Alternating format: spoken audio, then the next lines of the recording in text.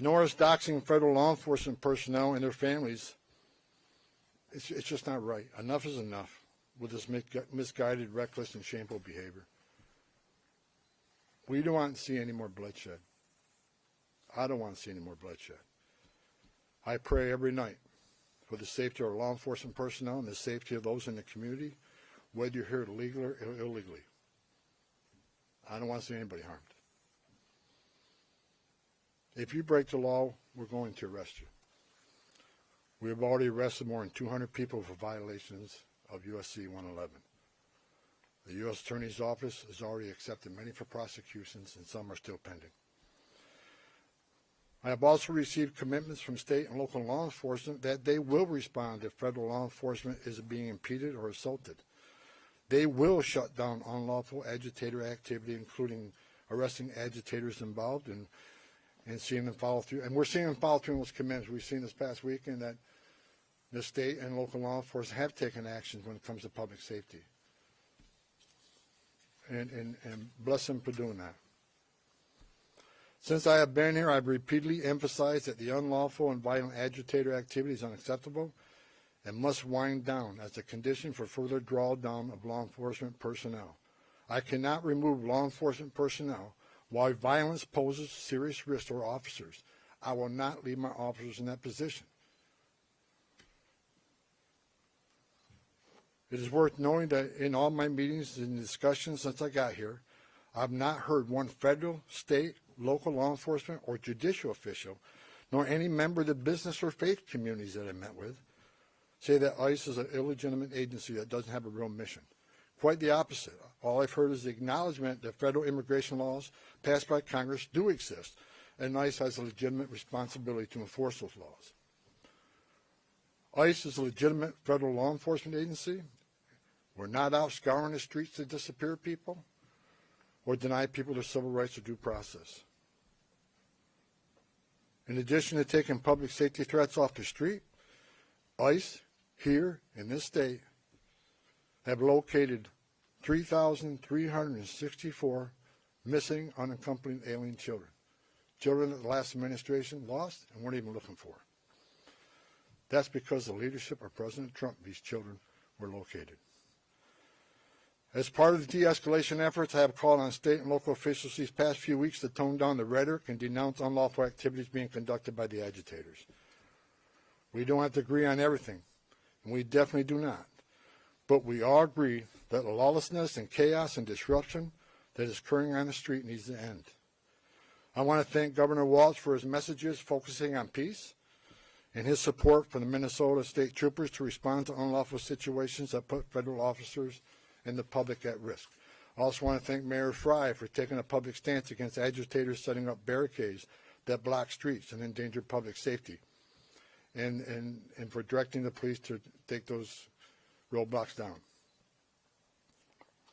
Additionally, I want to thank Police Chief O'Hara, Sheriff Witt, and various other local law enforcement for their responsiveness and efforts to maintain law and order in the streets. We've seen a big change here in the last couple of weeks, and it's all good changes. I'm also pleased to report that we're seeing a notable decrease in unlawful agitator activity here in Minneapolis and overall throughout the state. This is great news for Minnesota communities that have been adversely impacted by the lawlessness and chaos on the street.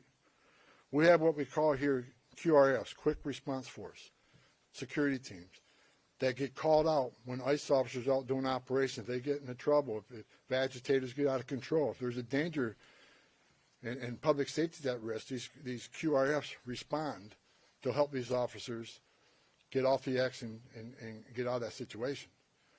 I asked today when I got here, I want to know what the QRFs call outs are, what their deployments are. I want to know every time a QRF is called out. The QRF deployments have dropped dramatically because we have less of that occurring, less of the agitator that cross that line. That is a good thing. That is a win for everybody, not just for the safety of law enforcement officers. It's a win for this community. With that, and success that has been made arresting public safety threats and other priorities since this surge operation began, as well as the unprecedented levels of coordination we have obtained from state officials and local law enforcement, I have proposed, and President Trump has concurred, that this surge operation conclude. A significant drawdown has already been underway this week and will continue through the next week. We have a lot of work to do across this country to remove public safety risk who shouldn't even be in this country, and to deliver on President Trump's promise for strong border security and mass deportation. Law enforcement officers drawn down from this surge operation will either return to their duty stations or be assigned elsewhere to achieve just that. We will continue to enforce Title VIII immigration law throughout this nation. Prioritizing national security threats and public safety risks makes sense. But I'll continue to say over and over again, if you are here in the country legally, you're not exempt from our immigration laws. If we encounter you, we'll take appropriate enforcement action. For those that say we are backing down from immigration enforcement or the promise of mass deportations, you are simply wrong. Look at the data. Record number of arrests and deportations under President Trump's first year. And we'll continue that effort. Prioritizing public safety threats and national security threats doesn't mean we forget about everybody else. We will take action on everybody else. That's just a stone cold fact. A small footprint of personnel will remain for a period of time to close out and transition full command and control back to the field office, as well as to ensure agitator activity continues to decline, and that state and local law enforcement continue to respond to ensure officer and community safety. Additionally, federal government personnel assigned to conduct criminal investigation into the agitators, as well as the personnel assigned here for the fraud investigations, will remain in place until their work is done. I will also remain on the ground for a little longer to oversee the drawdown of this operation and ensure its success. In closing, I want to thank the leadership and senior management that I've worked with for your efforts into these issues, determine deficiencies and challenges, present solutions, and implement improvements that will benefit how operations are run and executed nationwide. God bless the men and women of ICE, men and women of the Border Patrol. Appreciate everything you've done for us. Also, with sincere gratitude, President Trump and I want to thank the men and women of ICE and CBP and partner agencies who have been assigned here during Operation Metro Surge. You achieved a great success for the Minnesota communities. Thank you to your families as well, because I know they sacrifice also. Thank you, President Trump, for your vision, as well as your support and confidence in these brave, dedicated patriots that work hard to deliver on your strong commitment to law and order, public safety, prosperity for American communities. Today, we have the most secure border in American history. We are seeing record numbers of people being arrested and deported. Your promise to make America safe again is being played out every day on the streets of this country. I've said it many times. I worked for 6 different presidents, 10 different administrations. No one has done it better than President Trump. God bless this great country. I'll take questions now. We'll take a couple questions, no follow-ups. I'll start off with Frankie. Yeah. Mr. Homan, as immigration enforcement continues across the country here in Minnesota as well, how do you hope to gain the trust of individuals here that have kind of been wary of seeing federal officers on the street, but let's say 6 months from now, we still have the office here, we still are enforcing immigration across the country. What do you hope things to look like, and what are you asking for the public? Look, I just want people to look at the data on what this administration has done. You know, the number of public safety threats we removed from the streets across this country that makes these communities safer. ICE has had an office here for decades, before it was called INS, Immigration Naturalization Service. This footprint will remain here, and they'll continue to do immigration enforcement here. But as President Trump has said from day one, we're going to prioritize the public safety threats. Again, but prioritization doesn't mean forget about everybody else. That means you have a criminal alien here and non-criminal here. The criminal always comes first because he's the biggest threat to the communities. We're going to continue to force immigration law. Look, we won't get back to the footprint here, the normal footprint here, but there will be some security teams staying here, the QRFs, until we're assured that those agitators incidents either stay low or further decline. I'm not going to remove everybody out of the safety order of officers, but like I said, and Operation Metro Surge is ending. And in the next week, we're going to deploy the officers here on detail back to their home stations or other areas of the country that are needed. But we're going to continue to enforce immigration law. That's what the American people voted for. But it has to be a priority of criminals. And look, I hear all the hate about, you should arrest everybody. Oh, we are. But we're prioritizing those who are the biggest threat to our community. The rapists, the murderers, the child molesters. That's the right thing to do. But I'll say it again. President Trump made a promise of mass deportation, and that's what this country's going to get. But it's smart law enforcement to do target enforcement operations. Now, I've heard people attacking me using the word targeted. I sat for the last 2 months when I watched this operation, daily press briefs, and talking about targeted operations. Nothing changed, other than we're going to make sure they're targeted and make sure we know who we're going for, what their immigration record, what's their criminal history. That comes first. But enforcement of Title VIII is not going to end. If you're in this country legally, you're not off the table. And I think we're proving that if you look at the data. Eric? Mr. Homan, just had a question about the final number of arrests you had, and how many of those people arrested were those targeted security threats you were after? I don't have that exact breakdown. I know we've made over 4,000 arrests here. That is something a local field office can supply. I don't have the exact breakdown. But I can tell you, since I've been on the ground, they've been target enforcement arrests. I believe there were target enforcement arrests before I got here. What I did is create one chain of commands where everybody knows what everybody else is doing, and integrate operation command centers. There were some issues here, and we addressed those issues.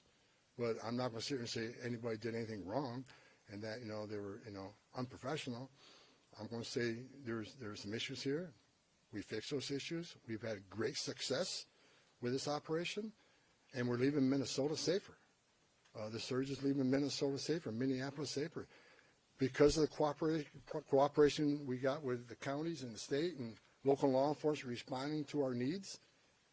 I'll say it again. It's less of a sanctuary state for criminals. Yeah, sorry to go a little off topic here, but can you confirm that CPD actually hit a party balloon instead of a drone with a laser during the incident in El Paso? And why wasn't that action coordinated with the FAA? I have no information on that. It's out of my league. So we're going to keep the questions to Minnesota topic. Go ahead. Mr. Homan, can you specify how many county sheriffs, local jails have agreed to work with you and honor ICE detainers? I have not met one county jail that says no to us. They want to work with us. Okay, we have time for one more. Go ahead. Yes, hi, Mr. Homan. You talked about this unprecedented level of cooperation between local officials and yourself. Can you explain more what is changed now in terms of that cooperation from before? Several things have changed. First of all, when the agents were out doing operations and the agitators got a hand and posed a public safety threat, not just to the officers but the communities, law enforcement response has been sporadic at best. I think at what you see now, what you saw this past weekend, is law enforcement's responding to public safety needs quickly. And people were arrested for violating city ordinances as far as unlawful assembly and so forth. They come to assist us to make sure our officers, the person we had in custody, leave that scene safely. You've seen it this weekend, and I'm happy that the local and state was there also, that responded, and we haven't seen any incidents of them not responding since we have these agreements in place now. As far as the jails, we got more cooperation and more jails than they had before we got here. And that's a good thing. We're having a conversation with the state. State already accepted our detainees, but we're moving further on our agreements with the state. So the cooperation we have here is going to keep this city safer. It's going to keep our agents safer. Arresting public safety threats in a jail just makes sense. You know, if you look at, I talked to my chief of staff this morning on the way over here, I see that most people on the other side, when I say the other side, I see this argument, Democrats versus Republicans, whatever. But most of the people, even Democrats, are saying they want public safety threats to be the focus. They think public safety threats, illegal aliens, should be addressed. But to say that and not let us into jail, you can't square that. I just noticed the governor of New York, my home state. You know, I've heard her say that she believes public safety threat, illegal aliens should be the focus of ICE. But to have a press conference last week to lock us out of the jails and end 287G agreements, how do you square that? You can't. So again, prioritization of public safety threats don't mean forget about everybody else. We're going to force the immigration law. We're going to have a mass deportation. President Trump promised that, and we're committed to that. However, it shouldn't be a partisan issue that you arrest public safety threats in the safety and security of a jail. Releasing public safety threats back in the public is just stupid. And I've been arguing this for years.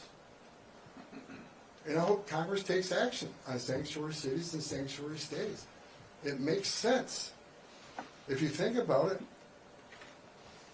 even the argument I hear, well, victims and witnesses of crime that are in the country illegally want to feel safe to come to law enforcement and to report those crimes without fearing that this law enforcement agency is working with ICE. That's a bunch of crap. Because victims and witnesses of crime don't want the bad guy released to the neighborhood either. It's ridiculous. We want access to the person that you chose, the local jurisdiction chose, to lock in a jail cell. And we have that cooperation here now. It's the right thing to do. It makes this community safer. This community is safer because we arrested 4,000 illegal aliens, and it's over 4,000 illegal aliens here. Many of them public safety threat. Not all of them.